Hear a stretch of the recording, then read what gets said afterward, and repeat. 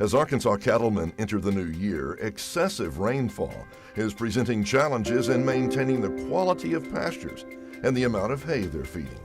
Biggest challenge is we feed in the pastures. We unroll our hay and feed on the ground, and the biggest challenge is finding a dry place to do that. We're fortunate enough that we can move our cows around and not just wear out an area to where it's just mud, and I can feed in a different place basically every day. And we have some high ground that drains pretty well. I utilize that as much as I possibly can, keep those cows on dry ground. And the main thing is to get the hay in them and not have it walked into the ground. And that is a challenge when you have this type of weather. The water is basically just coming to the top of the ground right now. It has been a challenge this year, and currently one of the problems we're having is it's wet, and it's been wet before, but it's consistently staying wet for longer periods of time. The cattle are on wet ground, and we've had cattle on wet ground for so long now that we're hearing of some problems with hoofs, some hoof issues. The biggest problem is the cold rain has caused trouble with the hay supplies, because they were in short supply going into the winter, and a cold rain is increasing the nutritional needs of our cattle, and they're eating more hay.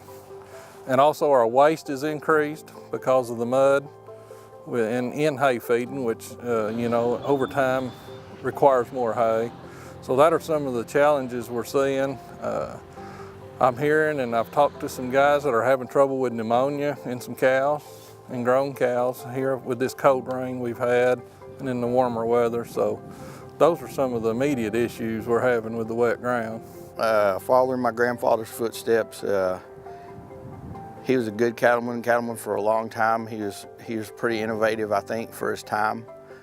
He started with a registered herd when he got in the cattle business, and over a period of time, he stopped registering his cows and mainly turned it into just a commercial operation. And it's been that way ever since. And we've maintained our purebred cattle. We don't buy cows. We retain heifers. Everything that we have is pure Angus. We just don't keep the papers on them. We try to buy as good of bulls as we possibly can. We still buy registered Angus bulls. I try to keep my cows where they can get out and be on grass after they get through eating the hay, and they do that pretty well. I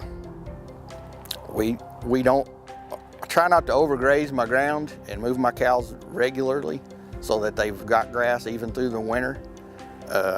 My main goal is to feed as little hay as possible, but still maintain a good cow and have good calves.